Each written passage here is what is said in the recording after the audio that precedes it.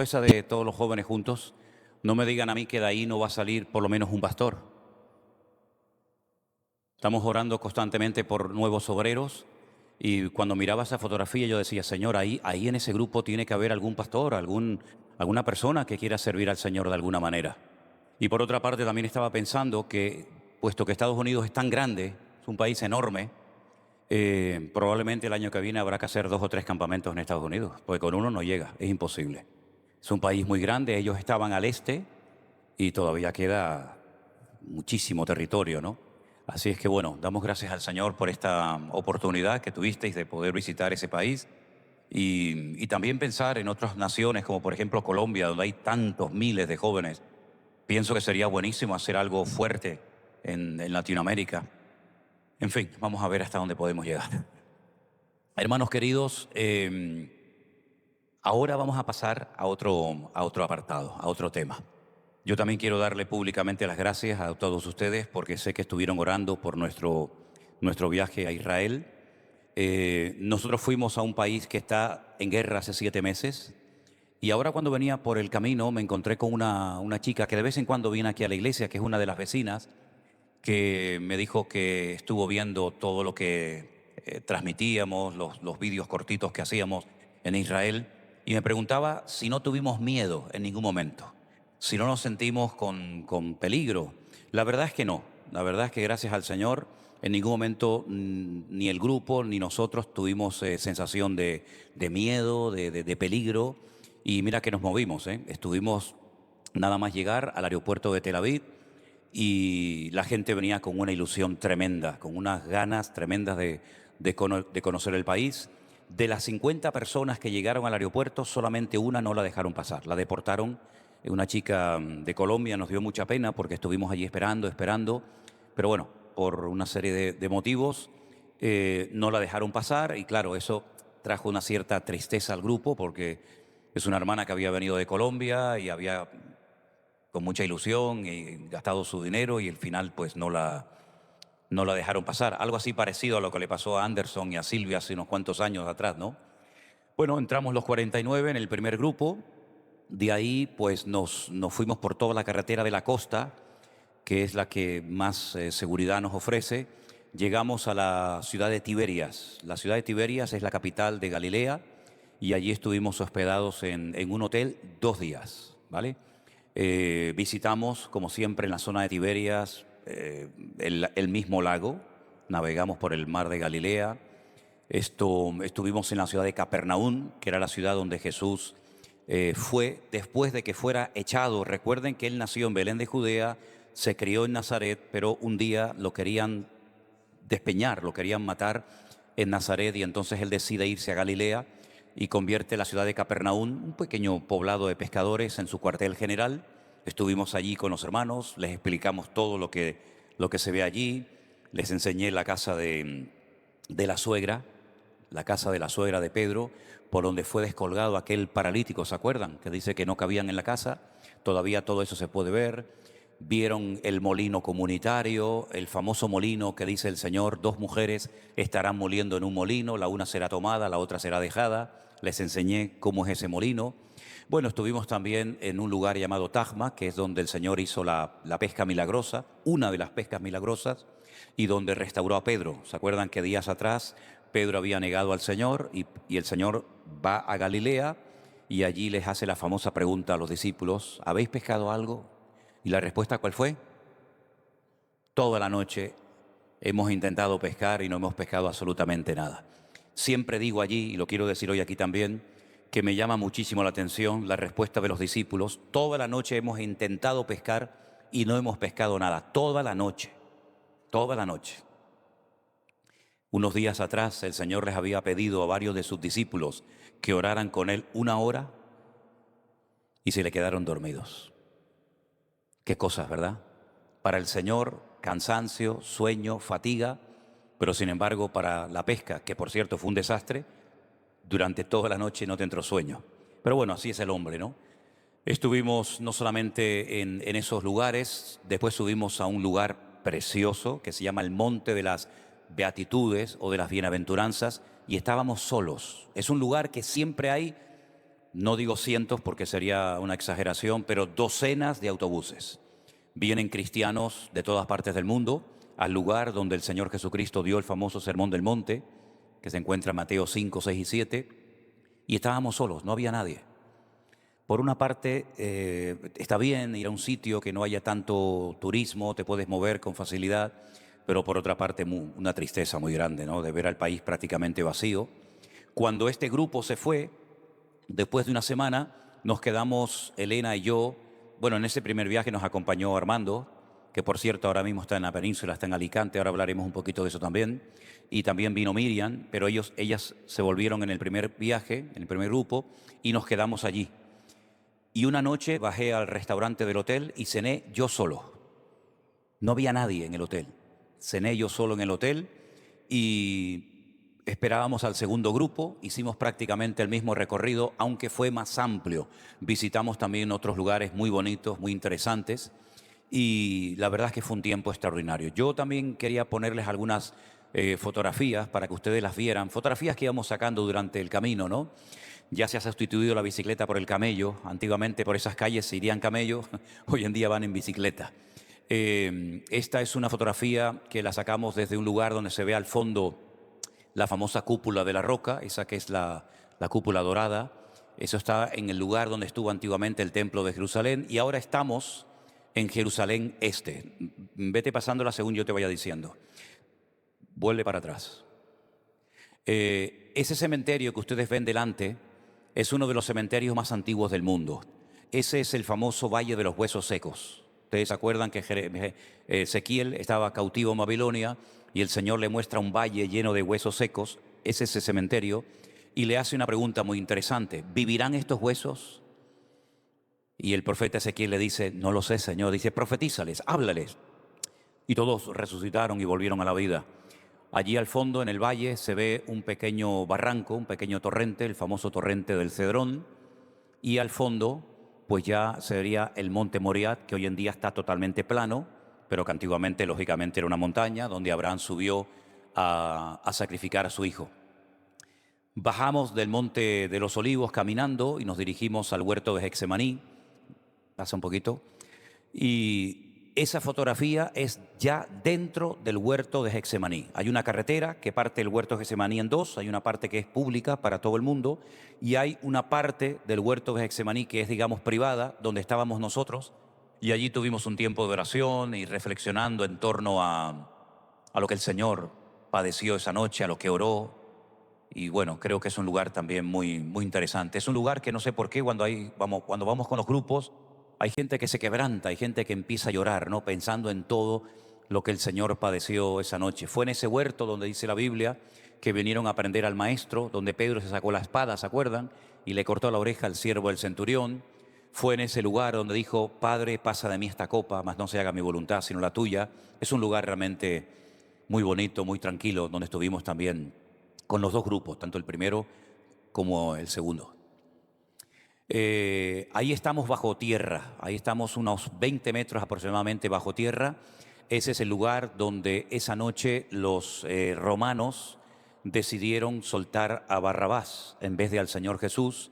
Y esas piedras que ven son piedras de la época de Jesús. Seguramente el Señor pisó esas piedras y ahí estuvimos también con los hermanos. Estábamos solos, ese lugar también está siempre lleno de gente, pero ahí pues, en fin, fue donde el Señor Jesucristo ya se decidió que fuera la cruz, donde hacían juegos con los que estaban presos. En fin, una historia tremenda, ¿no? Seguimos viendo más imágenes. Estamos ya en el Jardín de la Tumba. El Jardín de la Tumba es la última visita que hacemos y ahí nos dejaron ese salón. Hay muchos salones, pero nos dejaron ese que es muy bonito. Y allí pues recordamos la muerte, la resurrección del Señor Jesús. Participamos siempre de la Santa Cena. Y no sé si era este el primer o el segundo grupo, pero bueno, estuvimos en el mismo salón, tanto con el primero como con el segundo grupo, ¿no? Adelante. Ahí tienen una imagen de las calles de Jerusalén. Los que han estado en la ciudad de Toledo se van a dar cuenta de que hay muchas calles, muchas callejuelas que se parecen mucho, ¿no? Y esa es una de las calles típicas de la ciudad de Jerusalén, de la antigua, la que está dentro de las murallas. Ahí tienen la cúpula de la roca.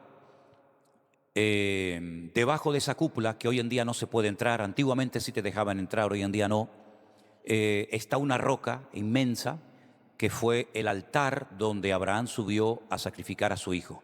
Hoy en día eso, digamos que está bajo la protección de Jordania, como uno de los 3 lugares más sagrados del Islam. Y esa cúpula, si se preguntan, efectivamente es de oro. ¿Ve? Esa cúpula lleva siglos en ese lugar y está encima del monte Moriah, y abajo, en la parte de abajo, estaría lo que se llama el muro de los lamentos, donde los judíos oran. Seguimos. Tenemos una imagen de la iglesia de las naciones que se encuentra en el huerto del Getsemaní, y enfrente ustedes pueden ver a lo lejos las murallas de Jerusalén, murallas que no tienen nada que ver con la época de Jesús. La ciudad de Jerusalén de la época de Jesús quedó totalmente destruida. Esas son murallas que mandó a construir Sulimán el Magnífico, y se construyeron en 1535 y 1538, en el siglo XVI, y son las que actualmente rodean el perímetro de la ciudad vieja de Jerusalén. Seguimos. Esos son 2 señores, una pareja que estaba por allí dando vueltas. Nos dejaron unos aparatitos para poder comunicarnos con el grupo. Esa fotografía no la quites. Esa fotografía la saqué porque cada vez hay más de estas mujeres. Son judías la mayoría de ellas. Van con un burka. Es raro que se le vean las manos porque también llevan unos guantes, y son mujeres que me da una pena tremenda, tremenda, porque van totalmente cubiertas de día, de noche. Forman parte de una secta judía que es muy, muy conservadora. También hay algunas musulmanas que se visten así, pero hay un barrio que se llama el barrio de Mea Sharim, que significa el barrio de las 100 puertas, y es donde está esta secta judía que viven en la más extrema pobreza, se dedican a pedir por las calles, y es una lástima ver a esas mujeres, ¿no? Que no se les ve prácticamente nada. Es raro, ya digo, que se le vean las manos porque generalmente también las llevan tapadas. Esta fotografía es muy interesante.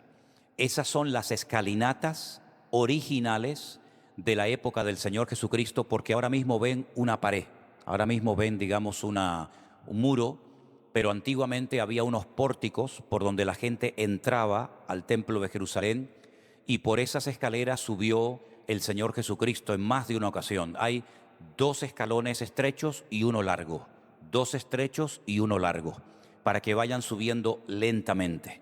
Se subía por un lugar, se bajaba por otro, para que la gente fuera reflexionando, porque se iban a encontrar con el Señor. Y en esas escaleras se ponía la gente a pedir. Seguramente en esas escaleras es donde se puso aquel del libro de los Hechos, capítulo 3, cuando dijo Pedro: no tengo ni plata ni oro, mas lo que tengo te doy. Fue en esas mismas escaleras que son originales de la época del segundo templo, de la época del Señor Jesucristo. Y detrás de ese muro, que hoy en día eso es una madrasa, es una mezquita musulmana, la famosa mezquita de Al-Aqsa, detrás estaría hace 2000 años el templo de Jerusalén. Eso es un parque arqueológico que fuimos a visitar, muy interesante, y quiero aprovechar para animar a todos los que todavía no han ido a Israel, que se animen a visitar esa ciudad tan interesante que desde que llegas hasta que te vas no paras de aprender y de oír cosas de arqueología, cosas de historia, en fin, algo muy interesante realmente. Seguimos. Bueno, ahí estamos navegando en el mar de Galilea, ¿sí? El dueño de ese barco es un hermano nuestro en la fe. En este caso creo que era, si no me equivoco, Daniel. Tanto el primer barco como el segundo que cogimos, los 2 capitanes son creyentes y utilizan ese barco para llevar a dar un paseo a los hermanos, a la gente que quiera viajar. Y hay uno de ellos que es cantante, ¿no? Y también canta alabanzas, invita a todos los que van navegando a cantar, y hay momentos que paran el barco y entonces ahí das pues las explicaciones, las muchas explicaciones que se tienen que dar en ese lago. Explicamos dónde están los altos del Golán, dónde vivía María Magdalena, explicamos la zona del endemoniado Gadareno, y hay muchas cosas que explicar en ese lago. Dicho sea de paso, se lanzó la red, pero como siempre salió vacía, porque es una red como, entre comillas, de juguete, ¿no? Pero bueno, también tuvimos la oportunidad de comer el pez de San Pedro, que es el pez que se pesca ahí. Vale, seguimos. Estamos ya en una ciudad muy, muy importante para nosotros los cristianos, porque ahí, en esa ciudad de Cesarea, la Marítima, no la confundan con Cesarea de Filipo, ahí nació la iglesia gentil. Recuerden que fue en Jerusalén en el día de Pentecostés, según el relato de Hechos capítulo 2, que nació la iglesia, pero todos los que estaban allá adentro, todos los que se convirtieron ese día, todos eran judíos. Ahí no había gentiles. Pero a esa ciudad donde vivía Cornelio fue donde el apóstol Pedro fue a predicar por primera vez a un grupo de gente no judía. Y dice la Biblia que allí el Señor derramó de su Espíritu Santo y allí nació la iglesia gentil. En esa ciudad de Cesarea también estuvo Pablo en la casa de un tal Felipe, ¿se acuerdan? Que era diácono de la iglesia primitiva. De ahí fue llevado preso a Roma. Ahí en esa ciudad también estuvo el profeta Agabo, que tiene que ver mucho con el ministerio del apóstol Pablo.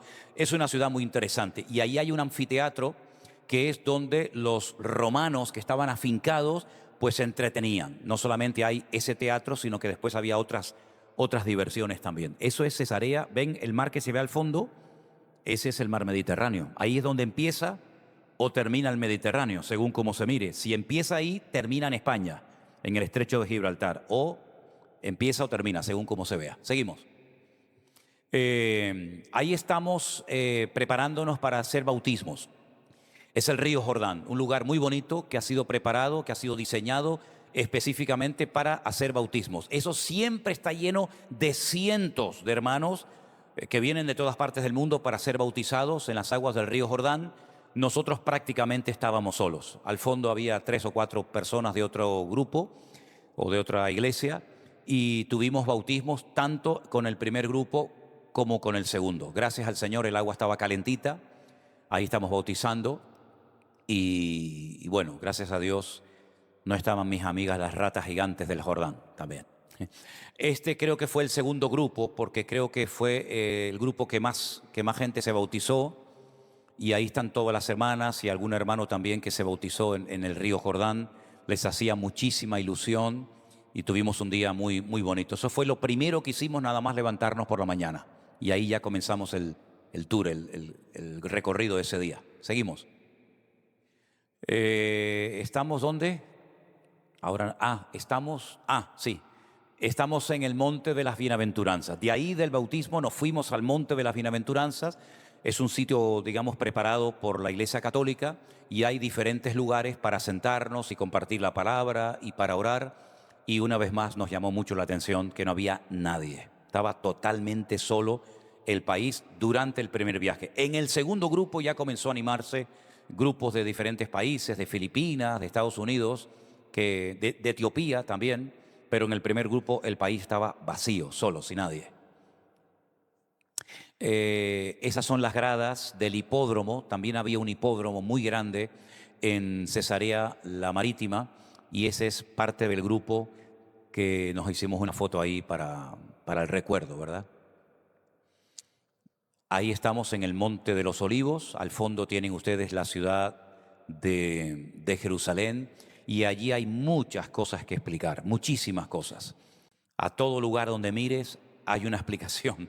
A todo lugar donde mires siempre hay historia bíblica que contar y es un sitio muy bonito. Además, los hermanos disfrutaron mucho porque allá hay un señor que te lleva en camello. Es el camello más caro del mundo. Un paseo de 3 minutos te vale $10. Pero bueno, a la gente le hacía ilusión también montarse en camello. Allí estuvimos con los hermanos, tanto del primero como del segundo grupo. Esa puerta que tienen ahí, ¿ven el muro, hermanos? ¿Ven el muro? En el centro de la imagen ven una puerta que está cerrada. Lean ustedes Ezequiel capítulo 44, versículos 1 y 2, y es la palabra profética que se cumplió mirando a esa puerta. Lean esos versículos y se van a enterar. Debajo tienen el torrente del Cedrón, y esa es la ciudad vieja de Jerusalén, la que está dentro de las murallas. Hay 7 puertas, por todas se pueden entrar, menos por esa que es la puerta dorada, o la puerta de la misericordia, o la puerta del este, como también se le llama.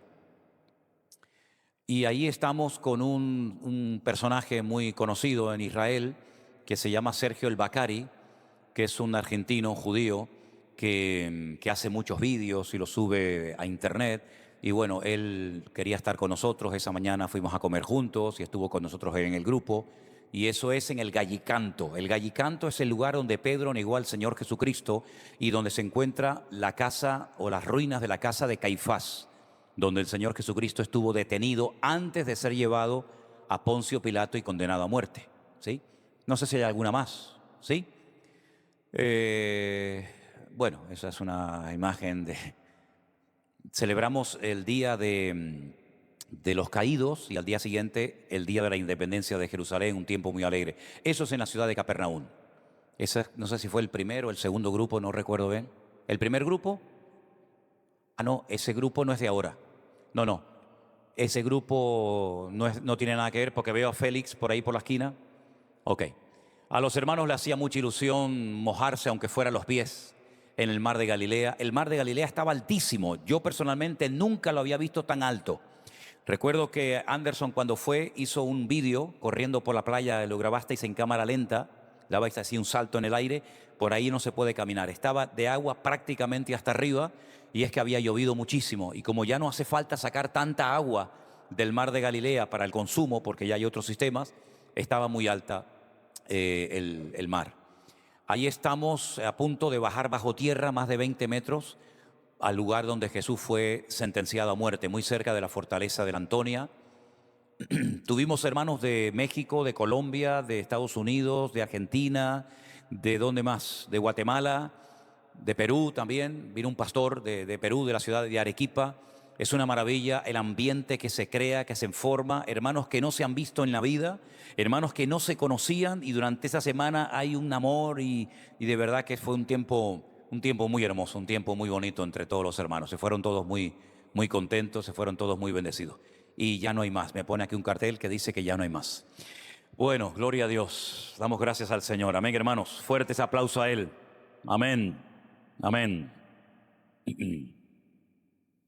Quiero llevarles al Salmo 83, porque la situación que está viviendo Israel en este momento es una situación única. Nunca en los 76 años de historia del Estado moderno de Israel, nunca se había presentado una situación como la que está viviendo el país en este momento. Recuerden que desde el día 7 de octubre del año pasado han ocurrido y siguen ocurriendo cosas tremendas y todo esto está escrito en la palabra de Dios. Dice la Biblia que cuando venga el fuego de prueba no nos tiene que sorprender nada en absoluto, porque todo está escrito, todo está estipulado por el Señor en su palabra. Lo único que tenemos que hacer es leer la Biblia, escudriñar las Escrituras, porque en ellas vamos a encontrar las respuestas a muchas de las cosas que están ocurriendo. Este salmo que vamos a leer en esta noche, el 83, lo escribió un tal Asaf. No es un salmo de David, es un salmo de Asaf, un músico, una persona que componía canciones. De hecho, encima del capítulo 83 pone cántico, salmo de Asaf. Luego, lo que se hacía y lo que se hace es cantar más que leer este salmo. Nosotros no lo vamos a cantar, nosotros lo vamos a leer. Pero parece que está describiendo la situación actual de Israel. Y es un salmo que tiene miles de años de antigüedad. Sin embargo, van a encontrar cosas muy parecidas a la que le está pasando a Israel en este momento. Empiezo leyendo por el versículo 1 y dice así la palabra del Señor. Lo podemos poner en la pantalla, ahí lo tenemos. Oh Dios, no guardes silencio. No calles, oh Dios, ni estés quieto.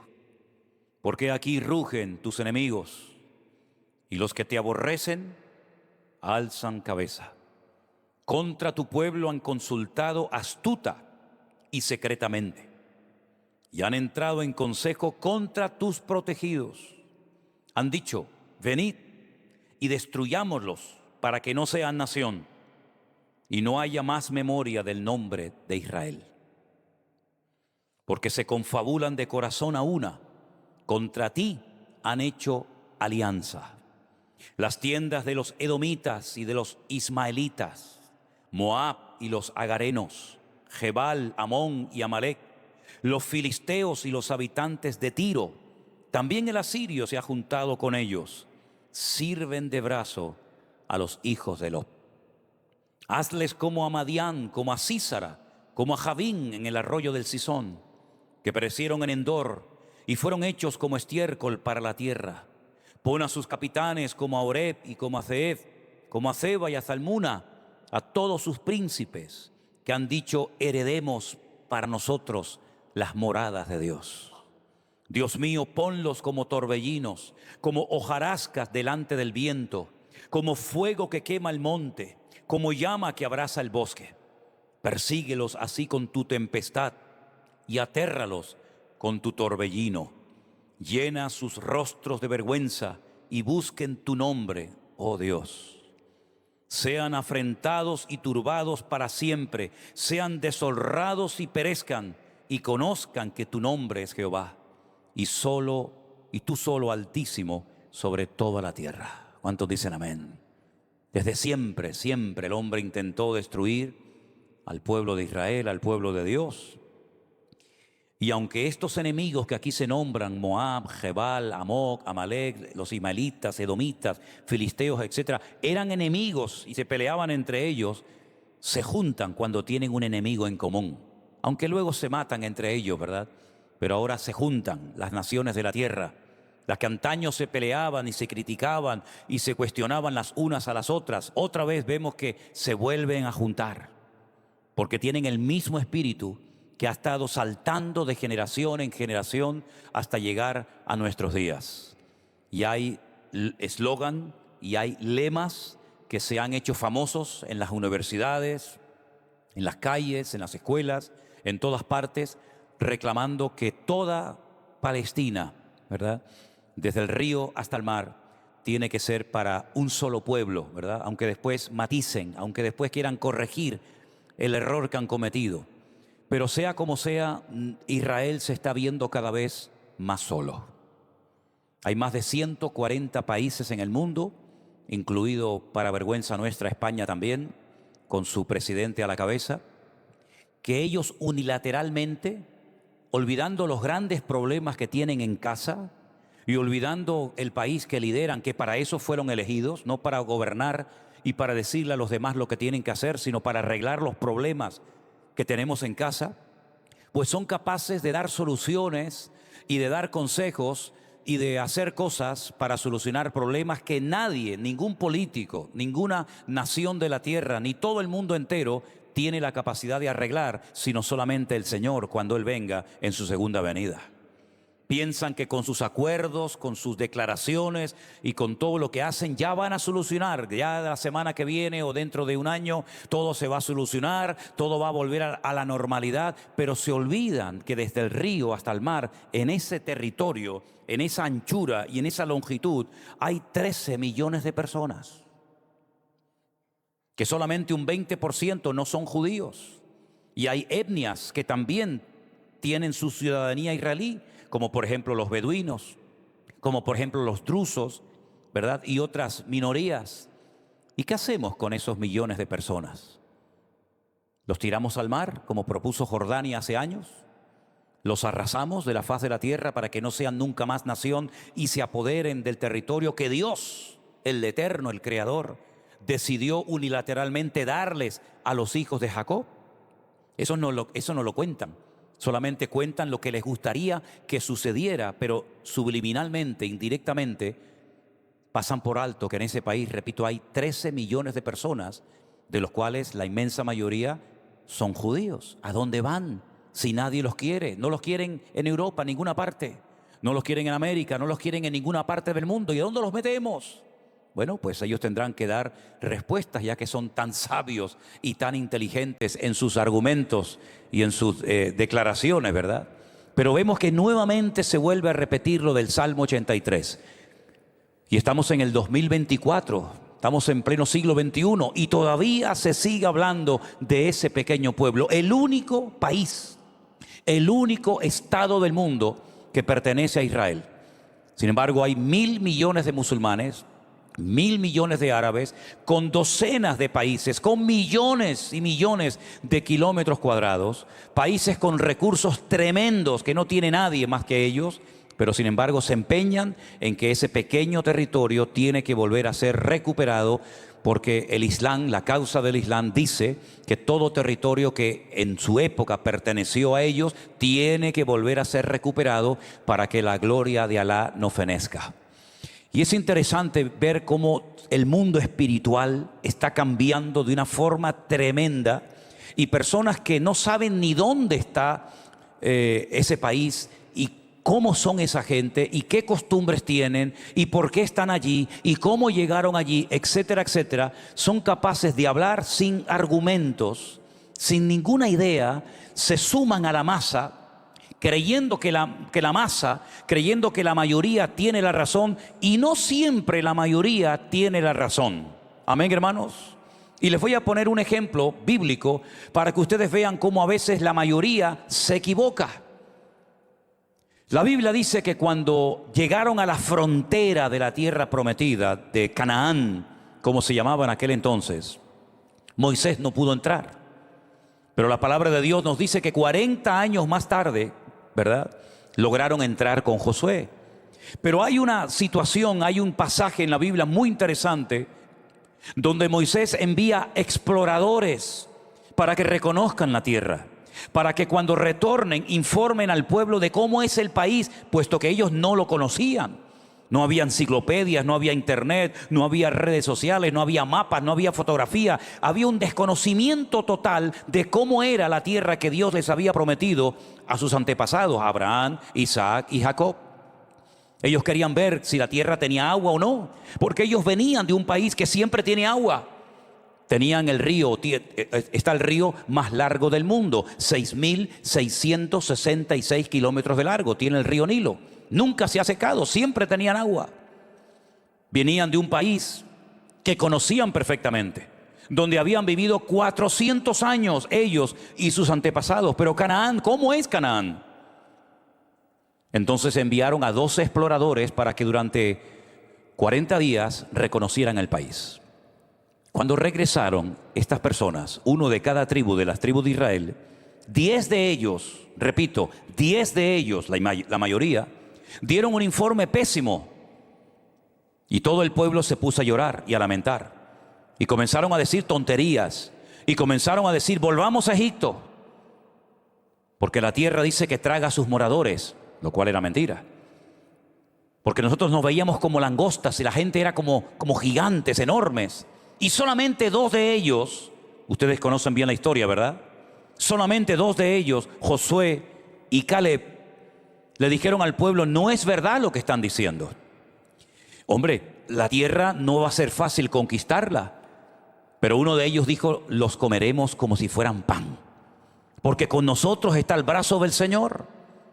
Ellos invocan a dioses muertos. Nosotros tenemos al Dios vivo y verdadero.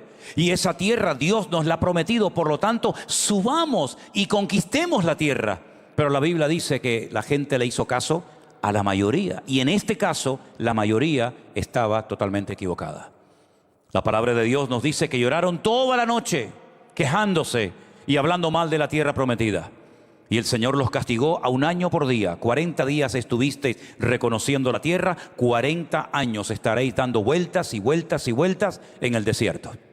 Hasta que toda esta generación mayor de 20 años para arriba perezcan en el desierto y el Señor levante una nueva generación, ¿verdad?, sin esos prejuicios, sin esos miedos que ustedes han tenido durante estos años y logren entrar a la tierra prometida. De todas aquellas personas, solamente 2 sobrevivieron que habían salido de Egipto. Claro, ya eran ancianos, ya eran personas de una edad muy avanzada, Josué y Caleb.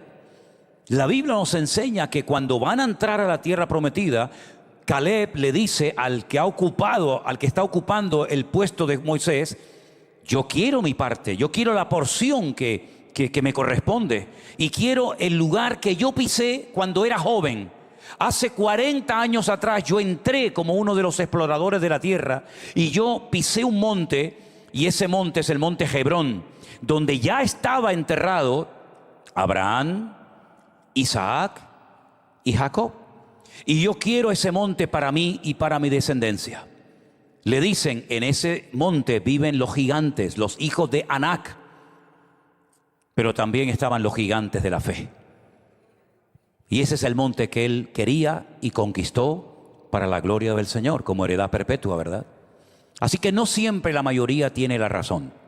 Y nosotros cada vez vamos a sentirnos minoría en medio de una gran masa de mayoría que no quieren hacer caso a la palabra de Dios.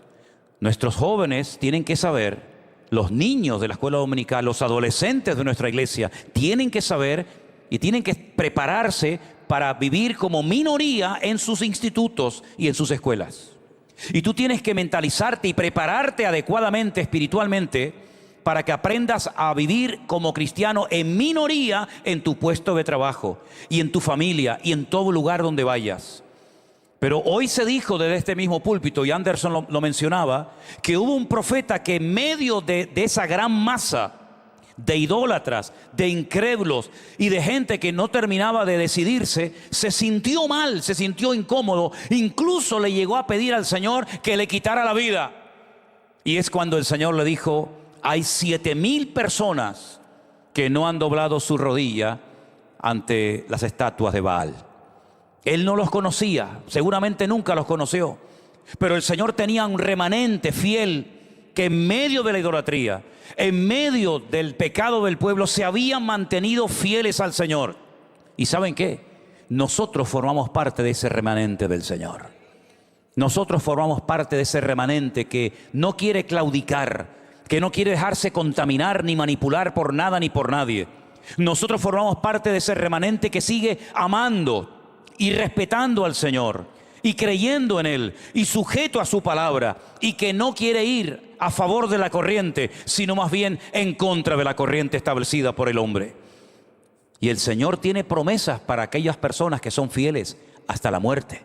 Dice la Biblia: yo te daré la corona de vida, pero sé fiel hasta la muerte. Me vienen a la mente las palabras del apóstol Pablo, prácticamente su despedida, cuando le escribe al pastor de Éfeso, Timoteo, y le dice: he peleado la buena batalla. No ha sido fácil llegar hasta aquí, He tenido que pelear. Tenía su espalda llena de heridas, de cicatrices, de marcas que le habían infringido los seres humanos. Pero he peleado la buena batalla. He acabado la carrera. No tiré la toalla en mitad del camino. Me he mantenido fiel, apegado al Señor, aunque todos me han abandonado, aunque me causaron muchos males, etcétera, etcétera. Pero el Señor siempre estuvo a mi lado y me dio fuerzas y me libró de la boca del león, y pude cumplir con mi llamado. Por lo demás, dice Pablo, solamente me queda recibir la corona, la cual me dará el juez justo en aquel día, y no solamente a mí, sino a todos los que aman su venida. En otras palabras, el esfuerzo tiene galardón. El esfuerzo, la tenacidad, la fidelidad, la constancia no es perder el tiempo, sino todo lo contrario. Claro que te vas a sentir como minoría, claro que te vas a sentir poco valorado o nada valorado, pero no tienes que sorprenderte, porque esta es una de las señales de los últimos tiempos que ya la estamos viviendo en nuestras vidas. Amén, hermanos. Vete a cualquier cafetería, habla con cualquier persona, vete al lugar que tú quieras, y siempre te vas a dar cuenta de que hay algo en la atmósfera que ha cambiado de un tiempo a esta parte. Yo me atrevería a decir que desde el 2020 el mundo espiritual ha cambiado. El mundo espiritual, la gente ha cambiado, las conversaciones han cambiado, todo ha cambiado desde el 2020, porque yo creo que en ese año comenzó una cuenta regresiva y ya el Señor nos dio un pequeño botón de muestra de lo que se nos venía encima. Comenzaron a cambiar cosas en lo natural. La gente no podía salir a las calles, los aviones no volaban, los barcos no atracaban en los muelles correspondientes. Todo el mundo encerrado, las iglesias, los colegios, los hoteles, todo cambió en lo natural. Pero ¿cuántas veces me habéis oído decir que lo natural es simplemente un reflejo de lo espiritual? Se cerraron muchas cosas, pero también en lo espiritual se cerraron muchas cosas. Y vemos, por ejemplo, que los medios de comunicación están en manos del diablo. Y utiliza personas con estudios, con carrera, con influencia, políticos, abogados, periodistas, deportistas, cantantes, etcétera, para pelear por causas que ni siquiera saben dónde nacieron y cuál es el fin de todas y de cada una de ellas. Y estamos viendo cómo el ambiente espiritual sigue y sigue y sigue cambiando. Y estamos viendo cómo proliferan otras religiones, ¿verdad? Y estamos viendo cómo cada vez quieren presionar y apagar la luz del Evangelio y a los cristianos. Pero mantente fiel hasta la muerte y el Señor te dará la corona de la vida.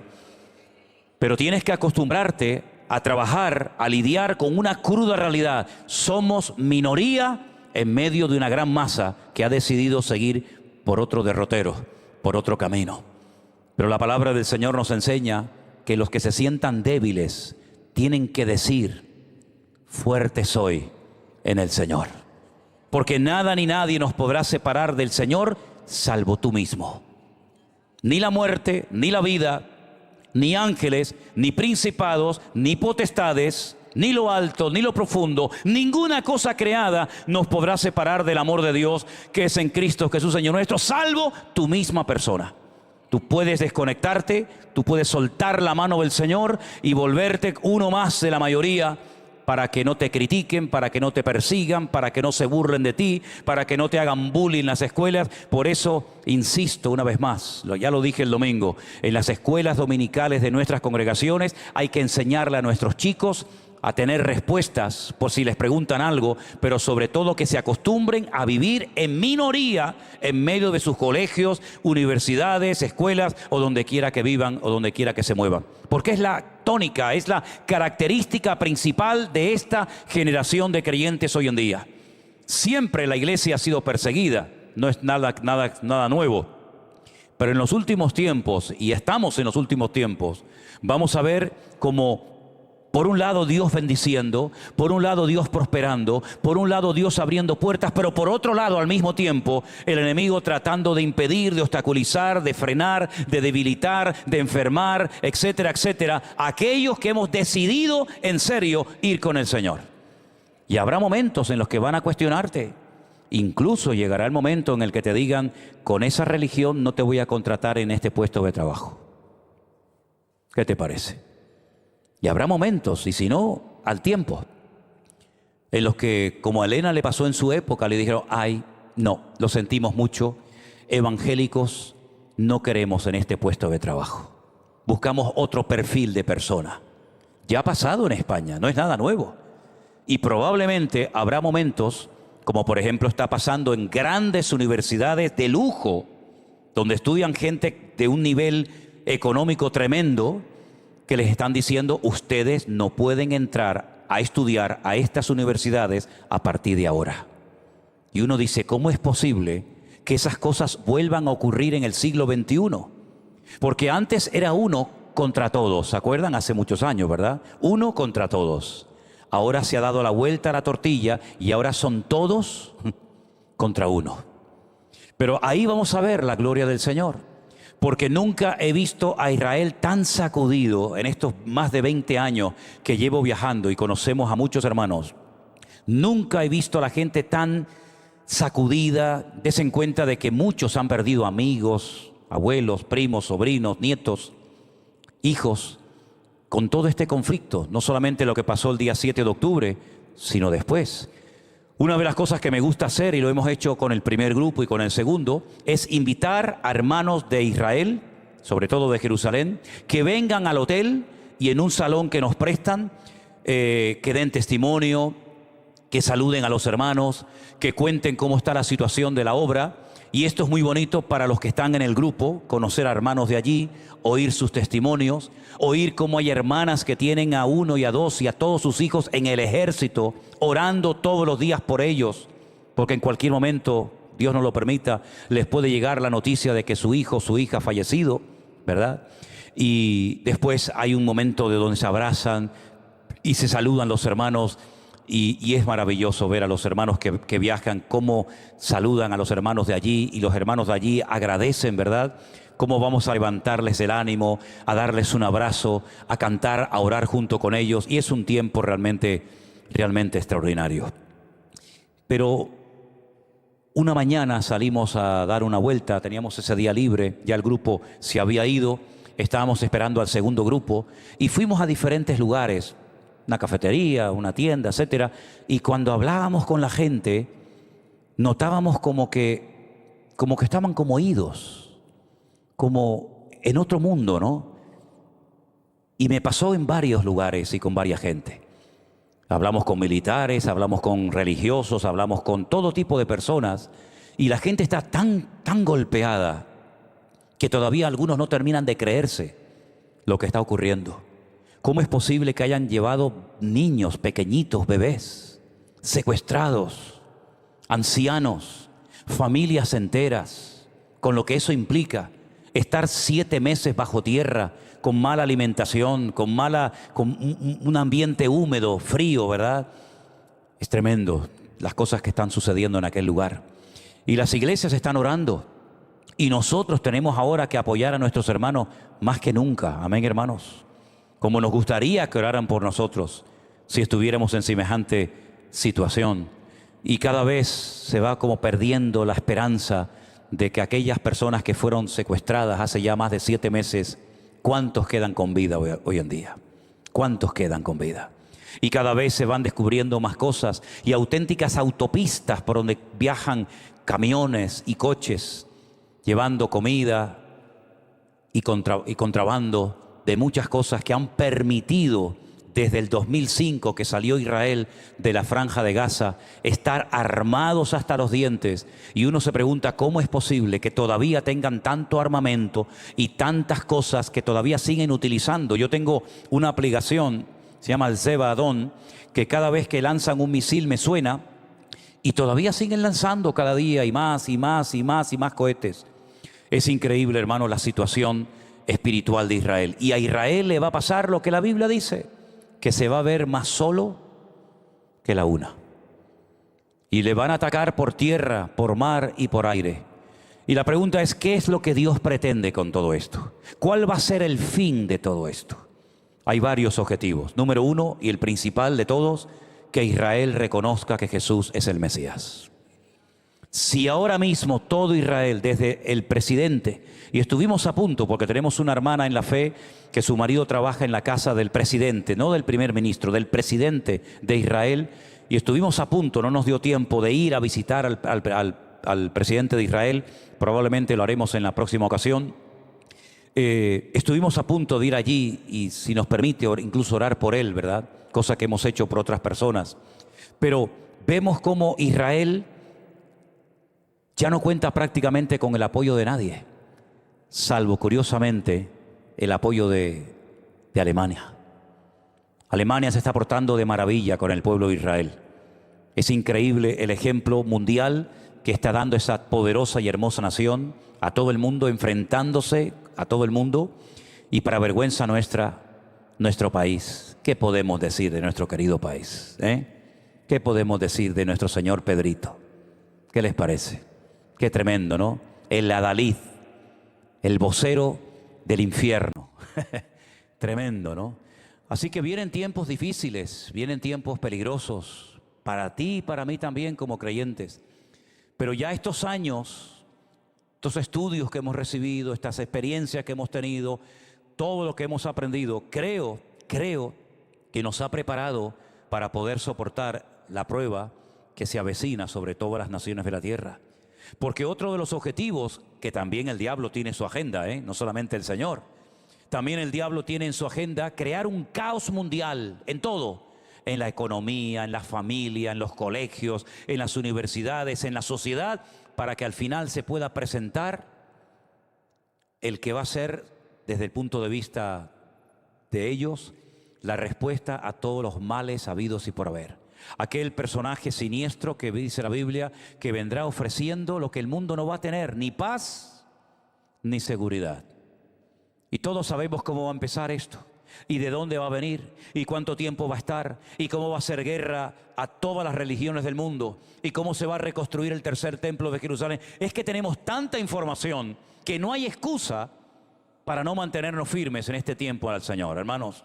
Porque tenemos más información de la que necesitaríamos para vivir en victoria. Y ese personaje está pronto a levantarse, no les quepa la menor duda, porque el mundo no aguanta más. Porque el mundo se ha puesto patas arriba, al revés, donde lo malo es bueno, lo bueno es malo, lo dulce es salado, lo salado es dulce, y vemos cómo Ya el sentido común ha desaparecido, ya no hay principio, ya no hay moral, ya no hay nada. Y personas de la banderita de colores son capaces de defender a un grupo de personas que si pudieran acabarían con ellos en 5 minutos, porque lo dicen muy claramente. Así que mis hermanos queridos, vivimos en un mundo de confusión, en un mundo donde va a ser sacudido de una forma tremenda, pero donde vamos a ver cada día más y más la manifestación del poder de Dios. ¿Y en qué me baso? ¿En un sentimiento? ¿En una emoción? Yo no me muevo así. Yo me baso en la Escritura, en la palabra de Dios que dice que donde abunda el pecado, sobreabunda la gracia del Señor. Y cada vez vemos que el pecado abunda y abunda y abunda, pues vamos a tener necesidad de volver a ver milagros y señales y prodigios, porque así nació la iglesia y así terminará el pueblo del Señor, en un mover del Señor espectacular, donde vamos a ver que cada día el Señor nos guarda y nos bendice y nos abre puertas cada vez más grandes para la predicación del Evangelio. Amén, hermanos. Aprovechemos el tiempo, hermanos. Háblale a tu compañero de trabajo, a tu vecino, a esa señora, a ese amigo que ves todos los días, al que no conoces. ¿Qué dije el domingo? 15 minutos al día. Sales a la calle. Señor, úsame. No sé con quién tengo que hablar. No sé si tengo que ir a la derecha o a la izquierda, pero en cuanto salgas del portal de tu casa, ¿me estáis oyendo?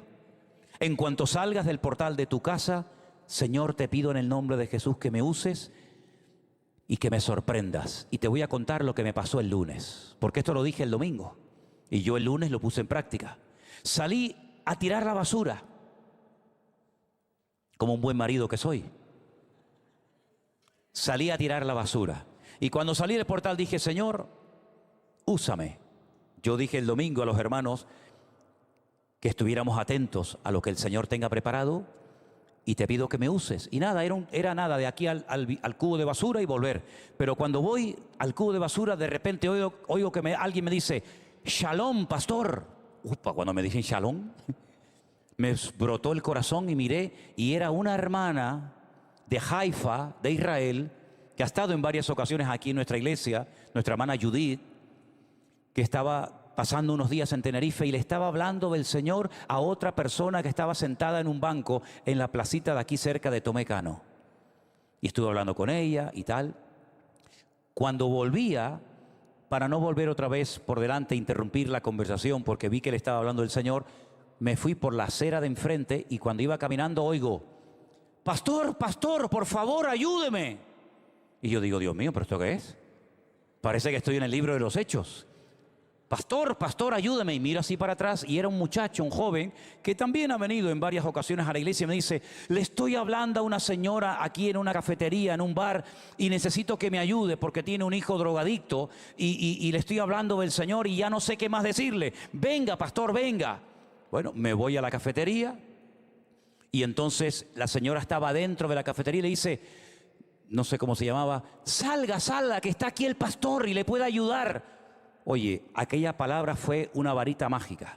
Cuando dijo, salga, salga, que está aquí el pastor, todos los que estaban en la barra hicieron. 3 mujeres que estaban en la calle y otro más hicieron. ¿Tú eres pastor? Digo, sí, pero no de ovejas, ¿eh?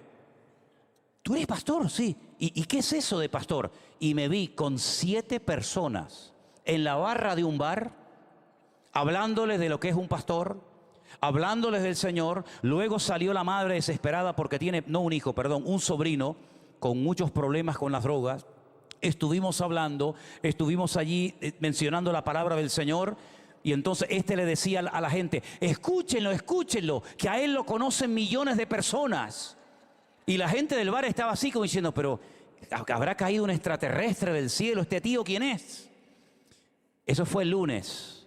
Si cada uno de nosotros, cuando fuéramos a tirar el cubo de la basura o a pasear el perro, mira, la mejor manera de testificar es comprándote un perro, ¿eh? ¿Cuántos tienen perro? ¿Usted quiere uno? Hay que hacerle un regalo a Cruzita. Dice que quiere un perrito. ¿Grande o pequeño, Cruzita? Sí, puede ser chiquito. ¿Tiene alguna raza en particular? Cualquiera. Hermanos de la iglesia, hay que levantar una ayuda para comprarle un perrito a nuestra hermana Cruzita, ¿eh? Vamos a buscarle un perrito. Vamos a buscarle un perrito. ¿Les parece, hermano? Mira qué fácil hacer contenta a una hermana de la iglesia. Con un perrito. ¿No quiere que se vaya un joven a usted a su casa? Un jovencito de la iglesia no le sirve. Quiere un perrito mejor. Un perrito, un perrito. Dice que jóvenes no. Si cada uno de nosotros saliéramos a la calle con esa expectativa, Señor, úsame. Señor, úsame, no sé a dónde voy para allá. Capaz que es este que me viene, capaz que es aquel que está sentado, no lo sé, Señor, pero que algo suceda, Señor. Te vas a llevar tantas sorpresas que vas a decir, Dios mío, ¿por qué no hice esto antes? ¿Por qué no he practicado esto antes? Yo quiero que tengas esta ilusión y que lo pongas en práctica y te vas a llevar muchas sorpresas agradables. Y si al final de la conversación con tu amigo, con tu vecino, con tus parientes o con quien sea, le puedes decir, oye, ¿quieres que terminemos esta reunión, esta conversación? ¿Me dejas orar por ti? Imagínate las sorpresas que te puede llevar si cada uno de nosotros ponemos en práctica esto. Hermanos queridos, somos la sal de la tierra. ¿Qué era la sal en aquel tiempo? Algo que servía como antídoto para frenar la descomposición de la carne y de los pescados. No había hielo, no había frigoríficos, no había neveras. La única manera de conservar la carne y el pescado que se pescaba durante largo tiempo era salándolo. Nosotros podemos todavía hacer muchas cosas para esta sociedad. Y somos la luz. ¿Para qué es la luz? Para iluminar en medio de las tinieblas. Es que no vemos que España está en tinieblas. Es que no vemos que el mundo necesita gente que brille, que sean diferentes, que no hablen igual, que no piensen igual que los demás, que actúen diferente. Es que no lo vemos. Pues hermanos, aprovechemos las ocasiones y nos vamos a llevar agradables sorpresas. ¿Cuántos dicen amén? Cierra tus ojos ahí donde estás en esta tarde y dile al Señor, Señor, yo lo quiero hacer, Señor. Tal vez nunca lo has hecho. Tal vez nunca te has atrevido a decir, Señor, quiero hablarle a alguien nuevo de la calle, pero no sé cómo hacerlo. Tú ora al Señor y ya verás cómo el Señor te va a sorprender. ¿Te acuerdas, Felipe, el diácono de la iglesia primitiva? Estaba muy ocupado en sus cosas, hasta que un día el Señor le dijo, ve al desierto, Felipe. Ve al desierto, aunque no entiendas nada, tú obedéceme, ve al desierto. Y había uno solito, que se lo encontró leyendo la Biblia. Se lo encontró leyendo una porción del profeta Isaías, capítulo 53. El hombre leía y no entendía nada, el pobrecito. Y Felipe, utilizando una simple pregunta, le dice, amigo, ¿entiendes lo que estás leyendo? Y le dice el etíope, ¿y cómo voy a entender esto si alguien no me lo explica? El Señor sabía que iba leyendo montado en su carro una porción del libro del profeta Isaías. El Señor lo veía y mandó a Felipe el obediente. Y Felipe le testificó y le habló y más tarde lo bautizó y siguió gozoso su camino. Hay personas que vemos hoy en el barrio que probablemente antes de que termine el año morirán y ya no estarán entre nosotros. Y será ya demasiado tarde ir a hablarles del Señor y de su palabra. Aproveche la oportunidad que se le presente antes de que esa persona nunca más vuelva a saberlo. Ese tío enfermo, esa abuela, ese sobrino, ese nieto, ese amigo, ese compañero de trabajo que seguramente está pasando una tragedia familiar y necesita de un brazo, necesita de una llamada, necesita de alguien que le diga, déjame orar por ti, para que el Santo de Israel consuele tu alma, cual bálsamo. Somos seres humanos frágiles y débiles, y todos necesitamos en un momento puntual una palabra de aliento, como aquel que dijo, Lázaro, sal fuera. O como aquel que dijo, levántate, toma tu lecho y anda. O como aquel que dijo, yo soy el pan de vida, el camino, la verdad y la vida. Y tantas cosas más, ¿verdad? Señor, abre nuestras bocas para que hablemos de ti. Para que hablemos y no callemos en esta hora de la historia. Y oramos por la situación del pueblo de Israel. por nuestros hermanos, las iglesias, los pastores que conocemos, nuestros hermanos que están pasando momentos de presión tremendos. Oramos para que tú traigas consuelo a sus almas.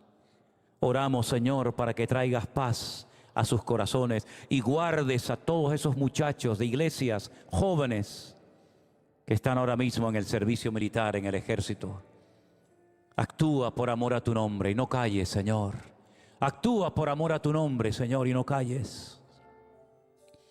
Tú miras, Señor, las naciones, cómo se unen entre sí para ir en contra de tus escogidos. Pero yo te pido, Señor, que una vez más desbarates las maquinaciones del diablo. Permítenos ver tu gloria en medio de los tiempos, Señor. Que ese pueblo se humille y reconozca que tú eres el único que les puede salvar la vida y abrir las puertas, Señor. Aleluya. Gracias por tu presencia, Señor. Te alabamos y te adoramos. Ayúdanos, Señor. Ayúdanos, Señor. Aleluya.